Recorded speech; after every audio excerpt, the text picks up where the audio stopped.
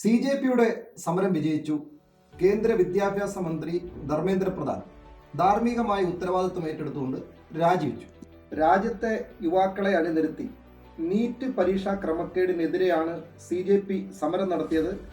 CJP നടത്തിയ സമരം കേന്ദ്ര സർക്കാരിനെതിരെയായിരുന്നു, കേന്ദ്ര ഭരണകൂടത്തിനെതിരെയായിരുന്നു, കേന്ദ്ര വിദ്യാഭ്യാസ മന്ത്രിയുടെ രാജി ആവശ്യപ്പെട്ടുകൊണ്ടായിരുന്നു.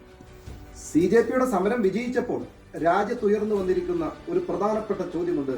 ഇവിടെ പ്രതിപക്ഷം ആരാണ്? ഇവിടെ പ്രതിപക്ഷം ഉണ്ടോ? രാജ്യത്തെ യുവാക്കളുടെ ഭാവിയെ ബാധിക്കുന്ന ഒരു വലിയ വിഷയം തന്നെയായിരുന്നു നീറ്റ് പരീക്ഷയിലുണ്ടായ ക്രമക്കേട്. ഇതാദ്യമായിട്ടുണ്ടാകുന്നതല്ല. ഗവൺമെന്റ് എല്ലാ നടപടികളും സ്വീകരിച്ചു, ഒക്കെ ശരിയാണെങ്കിലും രാജ്യത്തെ യുവാക്കളെ അണിനിരത്തിക്കൊണ്ട് അതിനെതിരെ വലിയ മുന്നേറ്റം നടത്താൻ CJPക്ക് സാധിച്ചു. പക്ഷേ ഇവിടുത്തെ പ്രതിപക്ഷത്തിന് എന്താണ് പണി? നമ്മുടെ രാജ്യത്തിന്റെ ബഹുമാനപ്പെട്ട പ്രതിപക്ഷ നേതാവ് ശ്രീ രാഹുൽ ഗാന്ധിയോട് എനിക്ക് പറയാനുള്ളത്, ഈ പണി നിർത്തിയിട്ട് അഭിജിത്ത് ദീപ്കെ ഏൽപ്പിക്കുന്നതായിരിക്കും താങ്കൾക്ക് നല്ലത്.